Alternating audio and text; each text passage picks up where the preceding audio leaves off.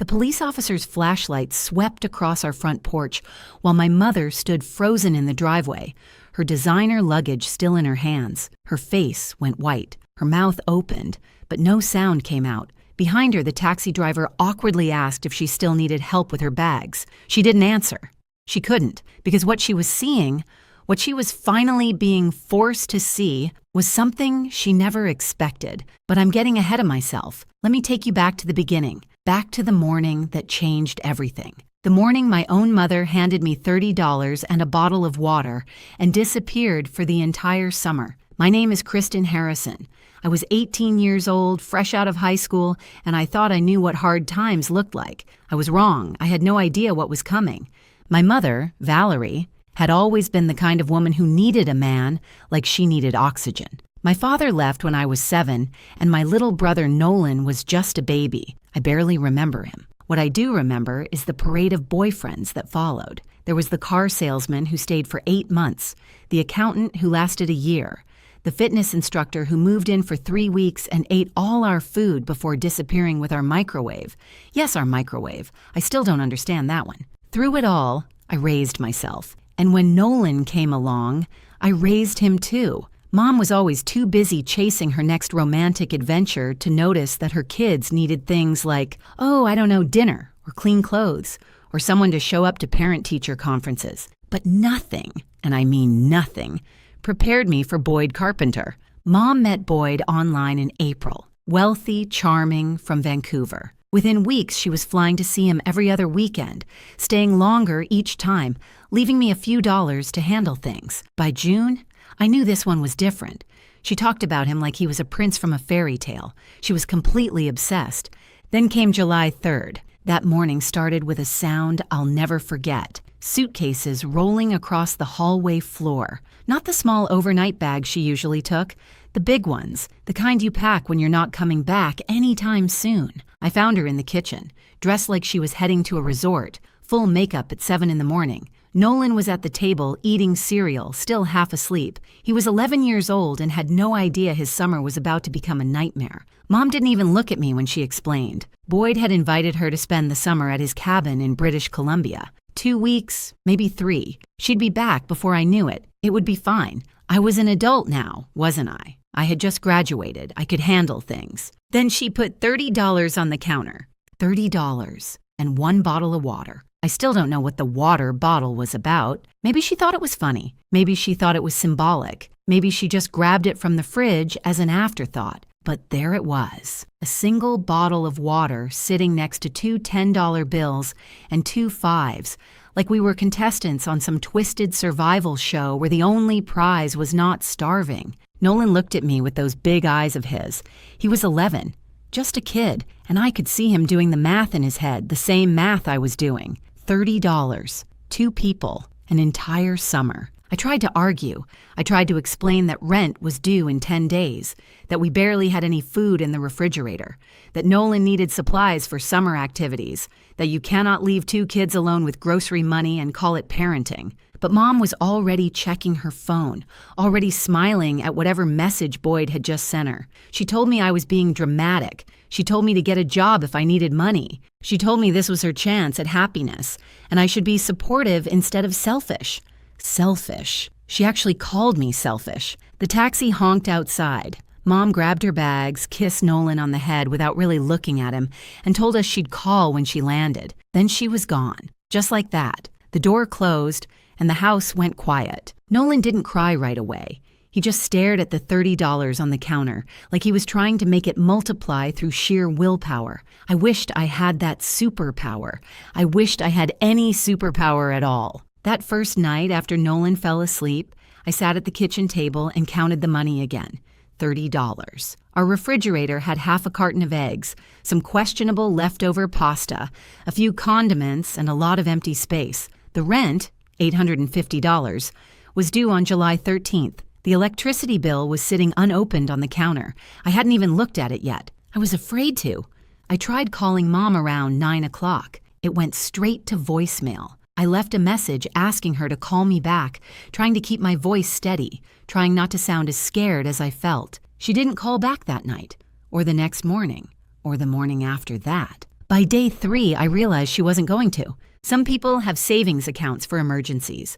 Some people have family they can call. Some people have safety nets. We had $30, a bottle of water that was now empty, and each other. I looked at my little brother sleeping on the couch, still in his clothes from the day before because I'd been too exhausted to remind him to change. He trusted me. He believed I would figure this out. He had no idea that I was 18 years old and absolutely terrified. But here's the thing about being terrified. You can either let it crush you or you can let it fuel you. And I had an 11-year-old counting on me. So I made a decision that night. I was going to find a way to survive this summer. I was going to keep a roof over our heads and food in our stomachs. And when my mother finally came back from her romantic vacation, she was going to see exactly what her children were capable of. She just had no idea what that would actually look like. Before we continue, if you're enjoying this story, please hit that subscribe button and tell me in the comments where you're watching from and what time it is there. I read every single comment, I see everything, and your support means the world to me. Thank you so much. Now, back to the story. Day 4 started with me staring at our pantry like it might magically refill itself overnight. Spoiler alert, and it didn't. We had peanut butter, half a loaf of bread that was getting stale, some generic pasta, and exactly 1 can of tomato sauce. I did the math. If we ate small portions, this could maybe stretch another 2 days. Maybe. I made Nolan a peanut butter sandwich for breakfast and told him it was a special summer adventure. He didn't believe me. The kid was 11, not stupid, but he ate it without complaining. That broke my heart more than anything.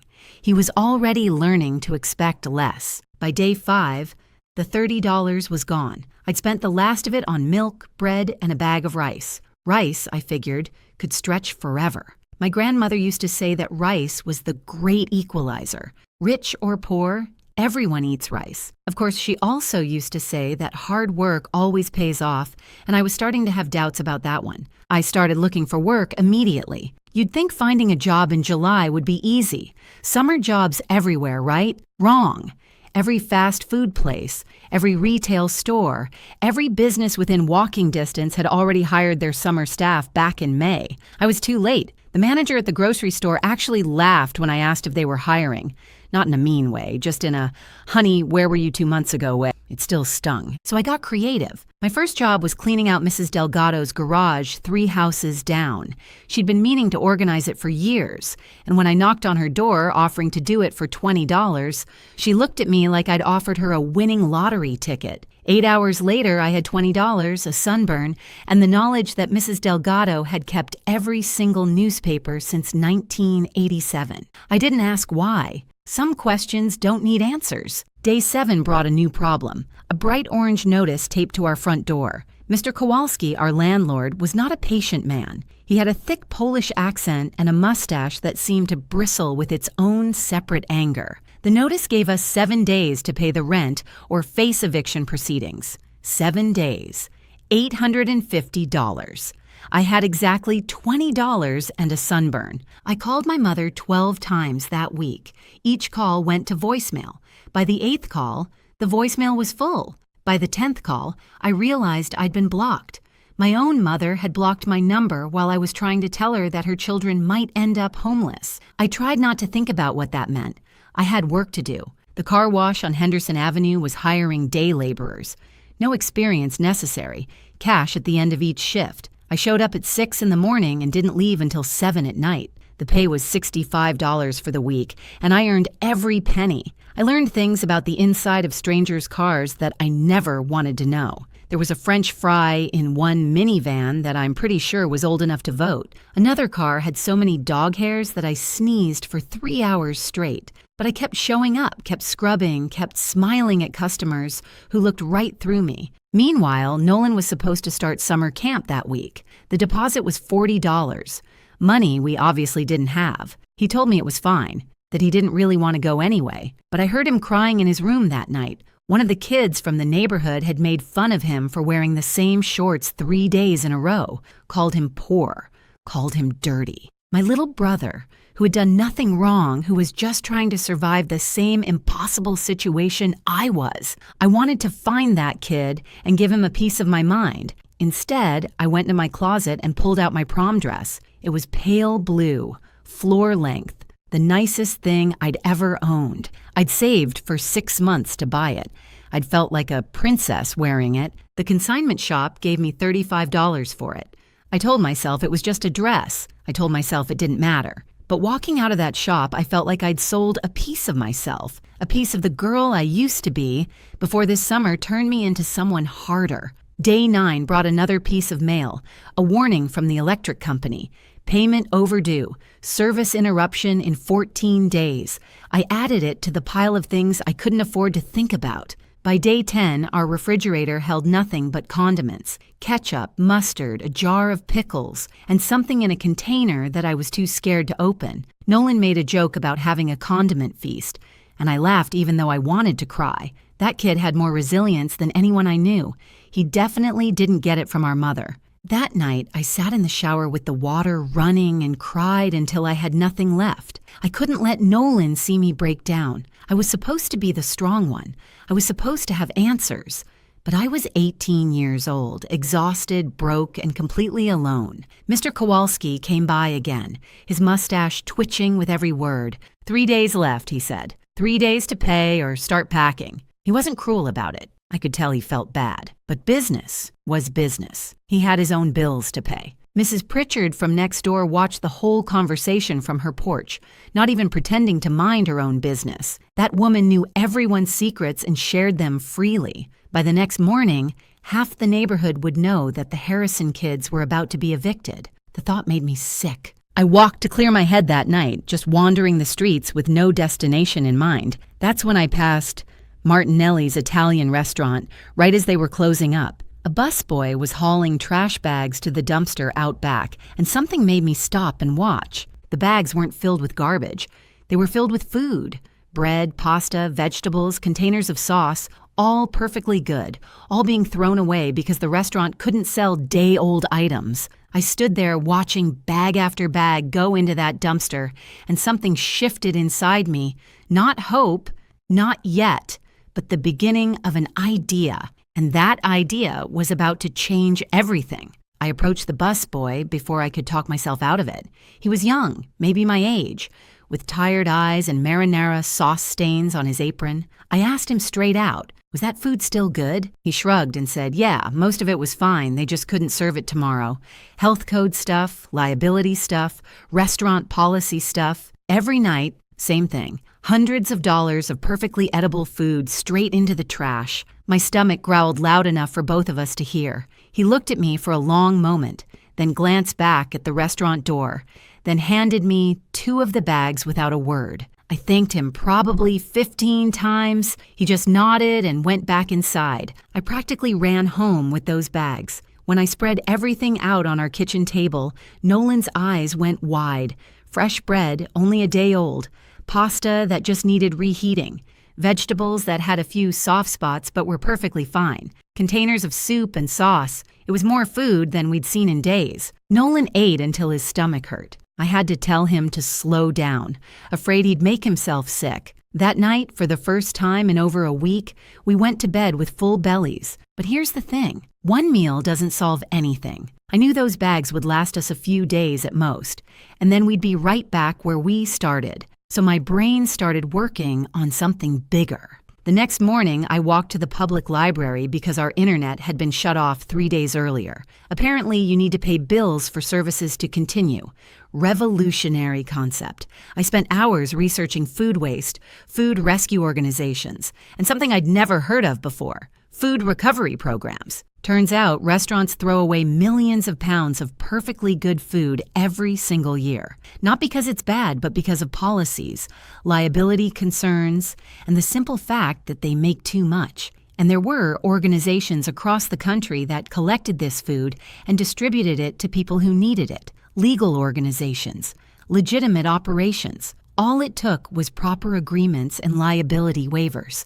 I spent so much time on Google that week that the algorithm probably thought I was either starting a restaurant or enrolling in culinary school. It kept suggesting chef hats and cooking classes. If only it knew I was just trying to figure out how not to starve. I printed out everything I could find. Sample liability waivers, food safety guidelines, information about similar programs in other cities. My stack of papers was thick and messy, but it felt like possibility. The problem was, I was an 18-year-old nobody. Why would any restaurant listen to me? That's when I found Mr. Okonkwo. Leonard Okonkwo ran the community center on Maple Street.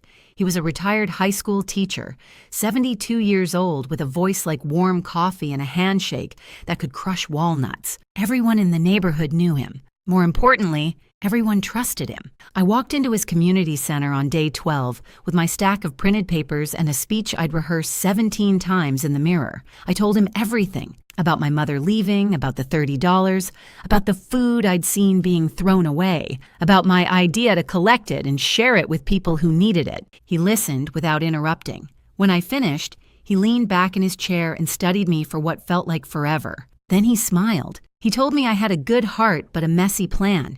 He said success was like his mother's stew. You need patience, the right ingredients, and you have to keep stirring or everything burns to the bottom. But he also said he'd seen worse ideas succeed because someone believed in them hard enough. The key, he explained, was structure. People trusted structure. If I wanted restaurants to give me their extra food, I needed to look legitimate. I needed proper paperwork, a system, a plan for distribution. I couldn't just show up with a shopping bag and good intentions. So we worked together. He helped me refine my liability waiver. The one I'd found online was good, but Mr. Okonkwo knew how to make it sound official. He taught me how to approach business owners, how to present myself as professional and capable, even though I felt like a kid playing dress-up. He let me use the community center as my base of operations and promised that any food I collected could be distributed there to people who needed it. By day 13, I had a real plan. I also had 3 days until eviction and exactly $43 to my name. I went back to Martinelli's, but this time I didn't go to the back door. I walked in through the front entrance during the afternoon lull and asked to speak with the owner. Mrs. Martinelli was in her 60s with silver hair pulled back in a tight bun and eyes that had seen everything and were impressed by nothing. She'd owned that restaurant for 31 years. Her husband had started it before that. She'd survived recessions, health inspections, and 3 different construction projects that blocked her front entrance. She was not easily convinced. I handed her my proposal, handwritten on notebook paper because I couldn't afford to print anything else. I explained my idea. I showed her the liability waiver.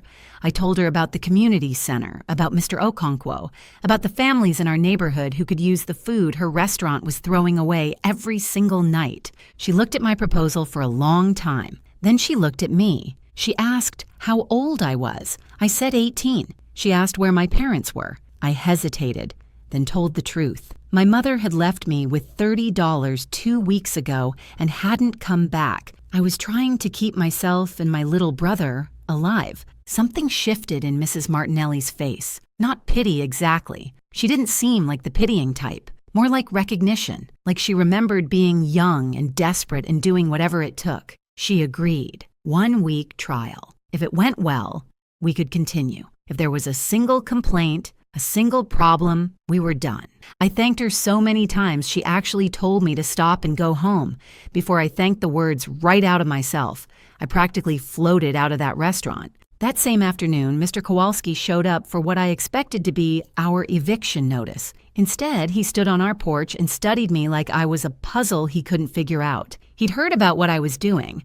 Mrs. Pritchard's gossip machine was actually useful for once. He'd heard I was trying to help people. His mustache did that twitching thing it always did. Then he told me he'd give us 30 more days.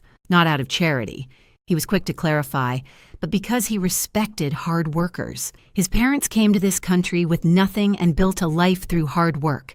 He recognized that spirit. 30 more days. It wasn't a solution, but it was time. And time was everything. That night, Nolan asked me if things were going to be okay. I looked at my little brother who had been so brave through everything, who had never once blamed me or complained even when things were at their worst. I told him yes. And for the first time since Mom had left, I actually believed it. What I didn't know was that our story was just beginning. The hardest parts were still ahead, but so were the most incredible moments I could have ever imagined, including the one where my mother's face finally showed up on our doorstep and found something she never expected waiting for her. The first official night of what I was now calling my food rescue operation happened on day 14. I showed up at Martinelli's back door at exactly 10 o'clock with borrowed coolers from Mr. Okonkwo and a nervous energy that made my hands shake. The same busboy from before, his name was Thomas, I'd learned, had everything ready. 3 bags of bread, 2 containers of pasta, vegetables sorted and clean, and a tray of lasagna that hadn't sold that evening. I loaded everything into the coolers like I was handling treasure, because to me, it was. The next morning, I set up at the community center at 7. Mr. Okonkwo had spread the word through his network. Retired teachers, church friends, neighbors he'd known for decades. By 8 o'clock, there was a line of people waiting. Elderly folks on fixed incomes. Single mothers with kids hanging off their arms. A veteran in a wheelchair who hadn't had a hot meal in 3 days. I handed out food until there was nothing left, and something happened that I didn't expect. People thanked me. Not just polite thank yous, but real gratitude. One woman, Mrs. Patterson, grabbed my hands and told me I was an angel. I wasn't an angel. I was just a desperate teenager who had stumbled onto something bigger than herself. By the end of that first week, word had spread beyond Mr. Okonkwo's network. People were showing up that I'd never seen before. The demand was growing, but my supply was still just one restaurant. So I expanded. Golden Dragon Buffet was my second partner. Mr. Wei, the owner, was skeptical at first. His English wasn't perfect, and I think he was worried about liability issues. But when I showed him the waiver, now properly typed and printed thanks to the library's free computer access, he nodded slowly. Buffets, he explained, had even more waste than regular restaurants. Food couldn't sit out for more than a certain time. Health code rules. Every night he threw away enough to feed 30 people. Not anymore. Sunrise Bakery came next. The owner, a cheerful woman named Patricia Holloway, actually cried when I explained what I was doing. Her grandmother had grown up during the Depression, she said. The idea of throwing away good bread while people went hungry had always bothered her. She'd just never known there was another option. Nolan became my right-hand man, my CFO, he called himself, Chief Food Organizer. He took the job incredibly seriously, even made himself a little name tag out of cardboard and marker. Every afternoon, he'd help me sort donations, organize the distribution schedule, and keep inventory of what we had. The kid was 11 years old and running logistics better than most adults I knew. By day 25, I had 6 restaurant partners and was feeding over 40 families a week. The community center had become a hub of activity. Volunteers started showing up, people who wanted to help, people who had been helped, and wanted to give back. Mr. Okonkwo coordinated everything with the calm efficiency of a man who had spent 30 years managing teenagers. Even Mrs. Pritchard stopped gossiping and started volunteering. I didn't fully trust her yet. Old habits die hard. But she showed up every morning to help sort bread, and she hadn't spread a single rumor in days. People can surprise you sometimes. Then came day 30. I was in the middle of organizing a delivery when my phone buzzed with a text from an unknown number, except it wasn't unknown. It was my mother's new Canadian phone. The message was brief and brutal. Having an amazing time. Boyd proposed, wedding in September. Don't bother me with drama. That was it. No questions about how we were doing. No apology for disappearing. No acknowledgement that she'd left her children with $30 and a bottle of water a month ago. Just an announcement about her engagement and an instruction not to bother her. Nolan saw my face and asked what was wrong. I showed him the text. He read it twice, then handed my phone back without a word. But I saw something in his eyes that hadn't been there before. Not sadness, but something harder. Like the last little piece of him that still hoped Mom would come back and make everything okay had finally crumbled away. We didn't talk about it. There was work to do. Day 33 brought a new challenge. I was at the community center when a woman in a blazer walked in with a clipboard and an expression that meant business. She was from the county health department and she had questions. Someone had filed a complaint. Anonymous, she said. But someone had reported that I was distributing food without proper permits, without health inspections, without any of the official approvals that legitimate food operations required. My heart sank. I thought about everything I'd built over the past 3 weeks. The partnerships, the families counting on us, the volunteers who showed up every day. All of it could disappear because of one complaint. The health inspector, whose name was Dorothy Reeves, wasn't unkind. She could see what we were doing was good, but rules were rules. If I wanted to continue, I needed proper permits, a certified kitchen space, and official nonprofit status. The cost? Roughly $500 in fees, plus finding a commercial kitchen to operate from. She gave me 2 weeks.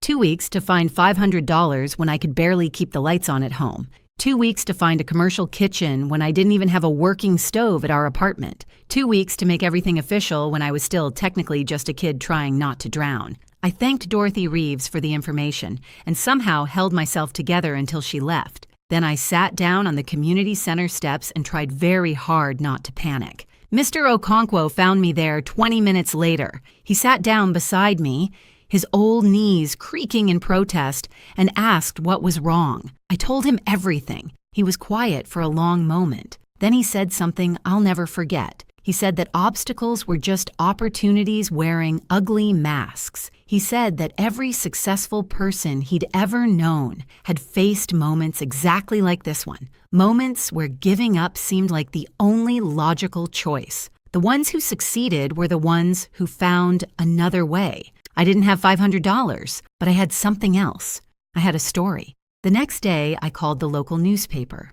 Jasmine Torres was a young reporter at the Riverside Gazette, hungry for stories that mattered. When I told her about what we were doing, about the abandoned teenager who had turned food waste into community meals, she practically sprinted to the community center to interview me. The article ran the following week with the headline, "Teen Turns Tragedy into Triumph. Local food rescue feeds dozens." The response was immediate. Donations started pouring in. $5 here, $20 there, $100 from someone who wanted to remain anonymous. Within a week, we had over $2,000. Enough for permits, for fees, for everything we needed. But more than money, we had attention. People were sharing the article on social media. Local businesses were reaching out to partner with us. The mayor's office called to express support, and someone at the community center suggested we needed an official name. After much debate, Nolan wanted to call it Food Avengers, which I had to veto for legal reasons.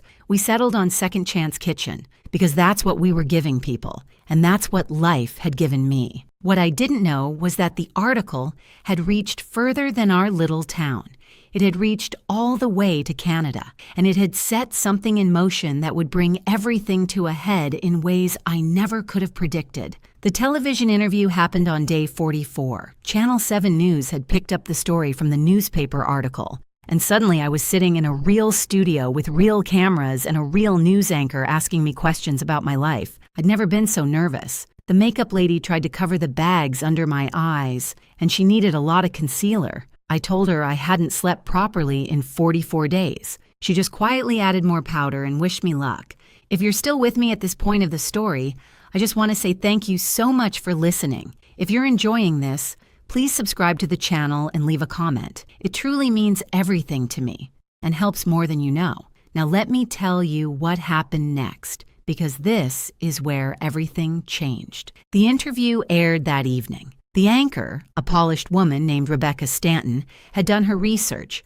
She didn't just ask about Second Chance Kitchen. She asked about how it all started, about my mother leaving, about the $30, about everything. I hadn't planned to tell the whole truth. I'd prepared vague answers about difficult circumstances and family challenges. But sitting there under those bright lights, something shifted. I thought about Nolan at home watching. I thought about all the people we'd helped who had their own stories of struggle and survival. I thought about how silence protects the people who hurt us. So I told the truth, all of it. I said that my mother had left for Canada with her boyfriend on July 3rd. I said she'd given us $30 and a bottle of water for the entire summer. I said she'd blocked my calls and sent one text in 6 weeks, not to check on us, but to announce her engagement. I said that everything I'd built had come from desperation, not inspiration. The anchor's face shifted as I spoke. I could see the crew behind the cameras exchanging glances. This wasn't the feel-good story they'd expected.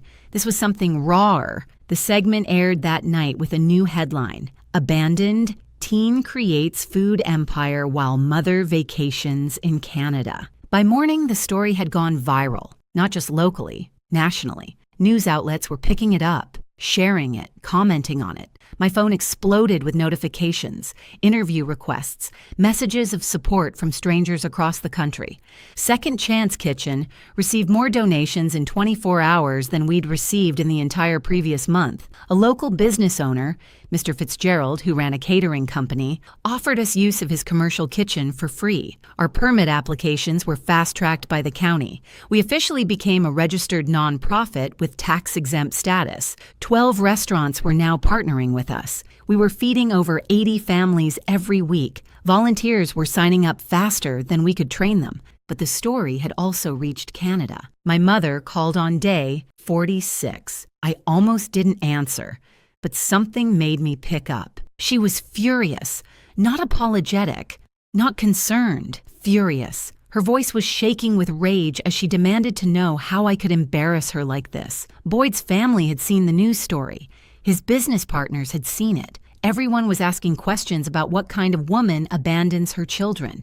I listened to her rant for almost 5 minutes without saying a word. When she finally paused for breath, I said one thing. "You left us with $30 for nearly 2 months." She sputtered something about me being dramatic, about exaggerating, about not understanding adult relationships. Then she announced she was coming home immediately to fix this mess and set the record straight. She hung up before I could respond. I should have felt scared. Instead, I felt something closer to peace. Let her come. Let her see what we'd built. Let her face the truth she'd been running from. What I didn't know, what I couldn't have known, was that the news story had caught the attention of more than just my mother. Mrs. Pritchard, my gossipy neighbor who had become an unlikely volunteer, had been carrying a secret for weeks. Back when she was still just the neighborhood busybody, she'd been the one who filed the anonymous complaint with the health department. She'd been skeptical of what I was doing, worried about health risks,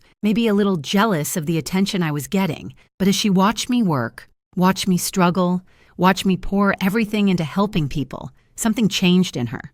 Guilt, maybe, or genuine admiration. Whatever it was, it pushed her to do something else. 3 weeks before the news story aired, Mrs. Pritchard had called Child Protective Services, not to hurt me, to help. She'd reported that an 11-year-old child had been left without a proper guardian for over a month. She'd provided dates, details, everything she'd observed, and CPS had opened an investigation. They couldn't do much while my mother was in Canada, out of their jurisdiction, but they'd been watching, waiting, building a case. When the news story confirmed everything, including my mother's location and her plans to return, they coordinated with local police. Day 47, the day my mother's plane landed. I was at home with Nolan when we heard the cars pull up. Multiple cars. I looked out the window and saw 2 police cruisers and an unmarked sedan parked in front of our house. My first thought was that something had gone wrong with Second Chance Kitchen. A permit issue, a complaint, something I'd overlooked. I told Nolan to stay inside and walked out to meet them. The officer in charge, a tall man with kind eyes named Sergeant Morrison, asked if I was Kristen Harrison. I said yes. He asked if my mother was expected home today. I said yes, she should be arriving any minute. Then he explained why they were there. Child abandonment, neglect of a minor, failure to provide adequate care for a dependent. These were serious charges, he said, and they needed to speak with my mother as soon as she arrived. I stood on my front porch and processed this information. My mother was about to be questioned by police for what she'd done to us, not because I'd reported her, I hadn't, but because someone else had seen the truth and refused to stay silent. 20 minutes later, a taxi pulled up to the curb. My mother stepped out looking like she'd just left a resort. Tanned, relaxed, designer sunglasses perched on her head. She had 2 new suitcases, expensive ones, probably gifts from Boyd. She was already composing her face into an expression of righteous anger, ready to storm in and take control. Then she saw the police cars. Her steps slowed, her expression shifted from anger to confusion to something approaching fear. She looked at the officers, then at me, then back at the officers. Sergeant Morrison approached her calmly and explained who he was and why he was there. I watched my mother's face cycle through a dozen emotions: shock, denial, outrage, panic. She tried to argue, tried to explain, tried to spin her vacation as something reasonable, but then she made the mistake of looking past the officers, past me, toward the community center 2 blocks away. There was a banner hanging above the entrance now. Second Chance Kitchen, serving our community. And beneath it, a photo of me and Nolan smiling. She stared at that banner for a long, silent moment. Then she looked at me, really looked at me, maybe for the first time in years. I wasn't the scared 18-year-old she'd left behind. I was standing tall, healthy, confident. Nolan appeared beside me, not hiding, not crying, but standing with his shoulders back like someone who had learned his own worth. We weren't broken. We weren't desperate. We weren't the mess she'd left behind. We were survivors. We were thriving, and she had missed all of it. Her mouth opened, but no sound came out. Her designer luggage sat forgotten in the street. Her fairy tale summer had ended, and real life was waiting. The officers asked her to come with them to answer some questions. She went. What choice did she have? I watched the police car drive away with my mother in the back seat, and I felt something unexpected. Not triumph, not satisfaction, just a quiet, profound sense of peace. Whatever happened next, we had already won. The investigation took 3 weeks. Child Protective Services interviewed me, Nolan, neighbors, Mr. Okonkwo, and half the community. They documented everything. The $30, the blocked phone calls, the single text message about the engagement, the 47 days of absence. My mother hired a lawyer, of course. Boyd had given her money before he disappeared from her life. Oh yes, Boyd. Apparently, his wealthy family wanted nothing to do with that kind of publicity. The engagement was called off approximately 6 hours after the news story aired. Funny how fast fairy tales crumble when reality shows up uninvited. In the end, my mother wasn't arrested. The charges were serious, but she had no prior record, and the court took into account that Nolan hadn't been physically harmed. She received 3 years of probation, mandatory parenting classes, and 200 hours of community service. Here's where the story takes an unexpected turn. When the judge asked where she would complete her community service, I made a decision that surprised everyone, including myself. I offered to let her work at Second Chance Kitchen. People thought I was crazy. Mr. Okonkwo asked if I was sure, his eyes full of concern. Even Nolan looked at me like I'd lost my mind. Why would I want my mother anywhere near what I'd built? But here's what I understood that others didn't. Punishment wasn't going to change her. Jail time wasn't going to make her a better person. The only way she would ever understand what she'd done was if she saw it, if she lived it, if she spent 200 hours surrounded by the community that had supported her children when she wouldn't. The judge approved the arrangement. My mother's first day of community service was awkward beyond description. She showed up in clothes that were too nice for sorting vegetables, her hair perfectly styled, her expression a mixture of humiliation and resentment. The volunteers who knew our story gave her looks that could freeze water. She didn't say a word to anyone, but community service has a way of wearing down walls. Week after week, she showed up. She sorted bread alongside Mrs. Pritchard, who, I'd learned, had been the one to call CPS in the first place. She packaged meals next to Mr. Okonkwo, who treated her with firm but fair expectations. She served food to families who thanked her without knowing who she was. And slowly, something began to shift. I noticed it first in small ways. She stopped styling her hair for service days. She started asking questions about how things worked. She learned the names of regular volunteers. She began arriving early instead of exactly on time.